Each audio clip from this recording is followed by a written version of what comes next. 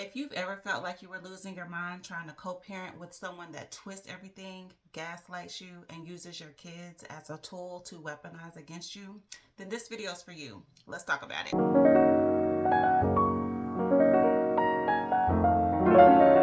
I was once in a 10-year relationship, and it's interesting because at the time I had no clue what narcissism was. It's been years that I've been out of that relationship that I'm realizing everything that I was experiencing was narcissistic abuse. I was married for 3 years, but we was in a relationship for 10 and we had 2 kids. And I decided to divorce my kid's dad because I was no longer in love with him. I just felt like we was better off as friends instead of being in a relationship because we was cool, but there was no like affection, lovey-dovey type feelings. I don't know if that makes sense, but it made sense to me. So I just felt like we just needed to separate. I wasn't in love anymore. I wanted something different. But anyway, so custody battle ensued. Everything was cool. Initially we had agreed on everything. I was gonna take the kids, and I didn't even order him to pay child support because I was like, we're cool. We've been together for over 10 years. So yeah, like, I trust you to do what you're supposed to do, basically. Everything was all cool until it wasn't. Whenever he got into another relationship, which was with someone that I knew and was basically like family down the line. Super shady, super trifling, but whatever. So he got into another relationship, and then he wanted to renege on everything that we had agreed upon. And so it got to the point where it was like, okay, well, I'm going to take you to court for child support because you're not doing what you said you was going to do just because you're in a new relationship. And that's not cool. So I had never dealt with any court dealings before or anything. I had felt confident to go to court without a lawyer because I was like, this is pretty much black and white. Like, no pun intended, it was black and white because I'm black and he's white. That in itself was, it was super traumatic. The court system is very racist, and the court system was not built for us. But that's a whole nother conversation for a different day. So don't get in my comments with no foolery. But I was confident because I was the one taking care of the kids. Like, I was like, this is gonna be a simple open closed case. Like, I'm the mom, I'm taking care of the kids, he should pay child support. Simple. But it wasn't that simple. The dad decided to play extremely dirty. He tried to take me for everything I had, literally. He turned completely evil, wicked. He even accused me of molesting one of my kids. He just said like any and everything under the sun to try to win. It wasn't about the kids anymore. It was just about winning. I was getting stalked by his attorney at different periods in time. He was just doing so many things that was unbelievable to me because we was always friends first, so I didn't plan or even anticipate things getting as dirty as they got. So I was just so taken back by how low he was willing to go just to, like I said, win. It wasn't about the kids. It clearly wasn't about love for the kids because he did any and everything he could to take me away from my kids. He literally did everything he could do to try to prove me to be an unfit mom and essentially take me out of my kids' life. Like, that's literally what he wanted. I have 2 daughters. He wanted to take me out of their life. So he began to manipulate the kids, send messages through the kids, try to have my kids call another person mom, like just literally try to push me out of the picture. And at the time, I didn't realize what I was dealing with was narcissistic abuse. I didn't realize that that was narcissism. Now that I've grown more and I've had more experiences with narcissists, I look back and I'm like, oh my gosh, like everything I was dealing with was narcissism times 10. The trying to hurt you, to trying to manipulate your kids, weaponize them against you, trying to do any and everything to hurt you, trying to do any and everything to simply win, trying to turn people against you by the lying, the gaslight, and the manipulation. All of that was narcissism, and at the time I didn't realize it. So whenever I was going through all of those things, like my days was very dark. One, because I had considered someone my best friend. I had loved someone enough to lay down with them, marry them, and have kids with them. And so to see them change into something so wicked, someone super demonic, someone who essentially loved black women, but then whenever things came down to a court situation, then all of a sudden he wanted to use the race card in court, all while liking black women. That's really that's an issue that has to be taken into consideration when interracial dating. I was never against interracial dating because I believe like you love who you love. It blew my mind to see a person that I had kids with switch up like they did in court. It was one of our court appearances where the father of my kids had painted me out to just be a welfare seeking mom. Those were the exact words. He pretty much just used every black stereotype that he could use to prove me unfit, unworthy of having my kids. So that just tripped me out. And my advice to anybody that is dealing with that and dealing with a ex that is like that is to not engage in arguments, not engage with anything. A lot of narcissists, they like to send you the evil text messages. They would send me just random messages like, yeah, that's why you're gonna live life alone. That's why you don't have nothing. I got more money than you. I'm this, I'm that, you this, you that. And I would, you know what I'm saying? I would pop off, text back, do all those things. But now looking back and realizing that I was dealing with a narcissist, the best thing you can do is not engage. Give them nothing, stonewall them. Give them absolutely nothing because that's what they feed off of. They feed off of you hurting, being angry, being upset. That's what they thrive on. So you can't give them anything, no emotion. Also made some notes to guide me through this video because I want this big video to be educational. I want others to deal with it better than I dealt with it at the time, not knowing what it was. So 5 signs you're co-parenting with a narcissist. Number 1, every conversation turns into a battle that you didn't start. 2, they use your kids as messengers or pawns. That's big. My kids would always come home and be like, well, my dad said you didn't do this. My dad said that he didn't have to buy me anything because he was giving you child support when he wasn't. Just like little petty stuff like that. Number 3, they make you doubt your own memory of events. You can be like, well, you said that you was picking the kids up at 7. They'd be like, no, I didn't. You said that you was going to get them and this isn't my time. You know what I'm saying? Everything turns into a little petty argument. Number 4, compliance is never enough. The goalpost always moves. Same thing. Like if they're supposed to get the kid on a certain day, no, I'm not. I'm supposed to get them on this day when it's really a day that you're supposed to get them. Just petty little nonsense like that. 5, you feel anxious every time their name pops up on your phone. This was huge. And my mom used to always tell me, he does that because he knows that he can get you to go off and do this and do that. And every time I would see that name or message, like my blood would instantly start boiling.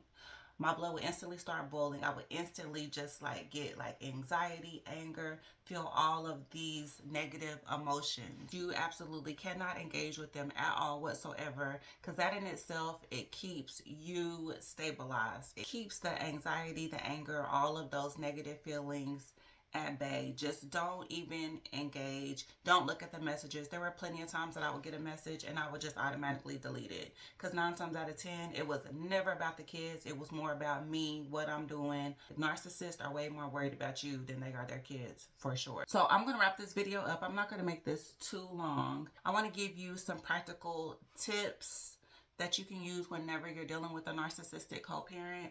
That's to communicate only in writing, only when necessary. That keeps a lot of room for error down. Just communicate things clear. Hey, this about the kids. When are you going to pick them up? What's this going on about the kids? Keep it strictly focused on the kids. Always keep it in writing. In case it does go to court, you have your proof. Which for me, in my case, None of that mattered. I kept records, I kept receipts, I kept the communication of how he was talking to me, things he was doing, the stalking, all of that type of stuff. None of that mattered in the court system for me. But it may for you. So keep record. Use the co-parenting app. Courts will make you communicate on the app. I forgot what it was called whenever I had to use it. Oh, that's what it was called, Our Family Wizard. They'll order you to use the co-parenting apps to communicate. My kid's dad would communicate petty, argumentative things in the app. Like I said, none of that mattered, but I mean, it made for someone else. The gray rock method become boring and unresponsive to their bait. Like, don't give them anything. Don't give them any emotion. Don't let them know that they're upsetting you. Just be like, oh, okay, cool. If they're supposed to get the kids and they don't, be like, oh, okay, no problem. It doesn't matter how mad you are. Give them nothing at all, period. Give them nothing. I'm always looking in different places because the way my phone system is set up, but don't pay any attention. Just pay attention to what I'm saying because I'm giving you some good tips and information. Protect your kids' perception without bad mouthing. Just be the stable parent. My situation, I did this. I didn't let my kids know the type of dad that they had and how evil he was being and all of those things. And in a way that backfired on me because essentially my kids chose the other side and they consider me the bad mom, the mean mom, all of the things that the dad painted me to be. So I used to think like, it sucked, like I should have showed my kids the receipts and the proof and the types of messages that he was sending me and the lies and all of that. But that's just not how I chose to play it. I always believed that my kids would see things for what they were and they would see their dad for who he really is. And I believe that they have seen it, but I believe that things have got so far gone that they don't know how to come back, if that makes sense. Like, I ended up I no longer have a relationship with my kids due to everything that happened in the divorce and the strain that it put on our relationship and the manipulation and all of that. I didn't choose to combat that, argue with that, whatever. It was kind of like, well, if that's what you want to do, that's fine, type of thing. I don't feel like whenever you're a good parent, I don't feel like you have to prove who you are as a parent, especially whenever you have sacrificed and took care of kids on your own. One, I'm not going to fight for my spot as a mom, and I'm not going to prove myself to nobody. If you've raised kids on your own in your household, like in their heart of hearts, they already know what's up. They already know the type of parent that you are. They know the sacrifices that you've made for them. Kids and teenagers, especially these days, they don't want to be parented. They don't want somebody telling them what they can do. So if they can go somewhere else and not be up under authority, 9 times out of 10, they're going to choose that. And you would think that out of the love that you have for them and the love that they should have for you, that they would always stand 10 toes down with you as a parent. But that's not the case in the times that we're living in. These kids are different. They have a lot of outside influences. They want to be grown. They want to do what they want to do. So if you're the type of parent that you set boundaries, then it's very possible that your kids may turn against you and may not want to have dealings with you. And the world will tell you, well, if your kids don't want to have anything to do with you, that's your fault. You're a bad parent. You're this, you're that. If you're a parent that's going through that, don't believe that at all, because these kids can be narcissists too. Kids can be toxic too. A lot of people want to blame it on the parents and the moms for whatever it is their kids do and if their kids choose to have relationships with them or not. But at the end of the day, these kids can be toxic too, period. Just like adults can be toxic, kids can be toxic too. So if you're a parent dealing with that and you know you've stewarded well and you've done what you're supposed to do as a parent, rest in that, have peace in that. God sees all, God knows all. Put those kids in God's hand and continue to live your best life. Okay? And I'm out of here is invest in your own healing. I definitely had to get into some counseling because my mental was so messed up from constantly being traumatized and in survival mode, having to take care of kids on my own while dealing with all of the court stresses, dealing with someone that was trying to financially suck me dry to the point where I lost my mind. If my kid's dad had had it his way, I would be living out of my car. I wouldn't have a house. I wouldn't have a home. I wouldn't have none of those things. And you would think the other parent would realize that, okay, you have to take care of their kids. So if you have nothing, they essentially have nothing. But when you're dealing with a narcissistic co-parent, they don't care about none of that. They don't want you to have nothing. They want you to be lowest of the low because that builds them up. That makes them look like they're superior. They're the better parent. They have more money. They're in the best interest of the child. They want to have that image like they're the good one, you're the bad one. So I just want to send some encouragement your way. If you are a mom that's dealing with a narcissistic parent, then keep your head up. I know it's hard. I know it's draining.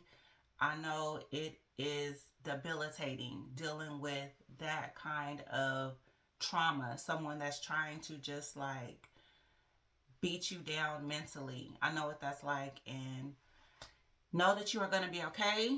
It will not last forever. There were days that I didn't think the trauma and the drama would ever end. I never seen like a light at the end of the tunnel.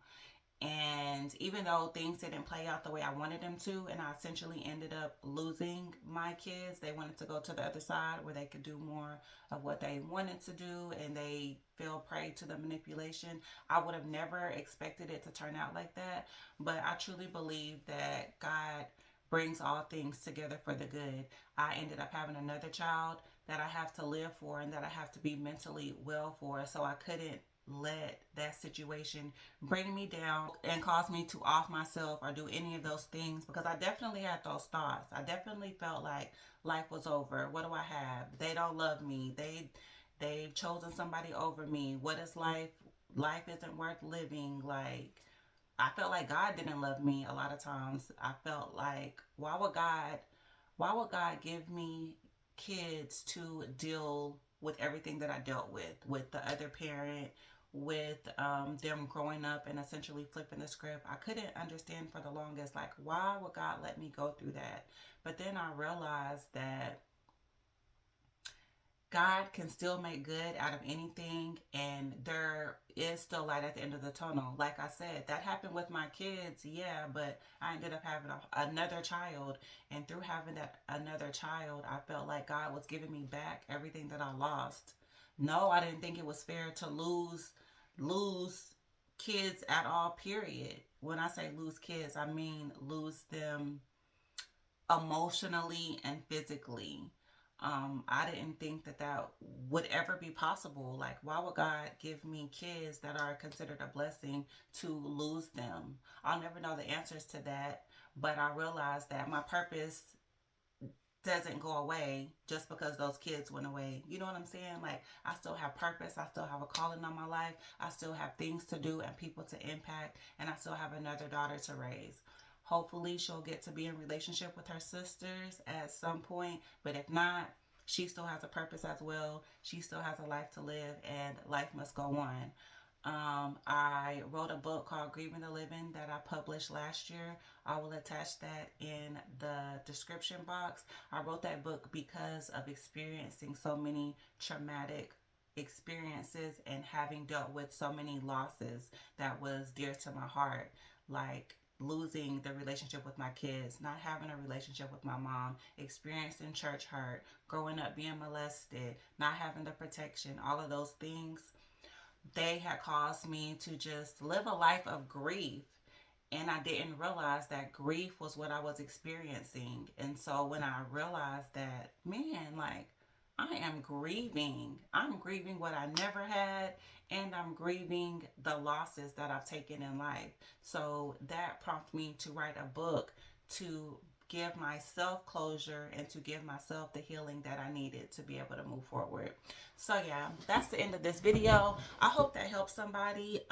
Drop a comment below if this video helped you in any kind of way. If you had any takeaways, let me know what you think. Until next time, and until next video, I'll catch y'all later. Peace.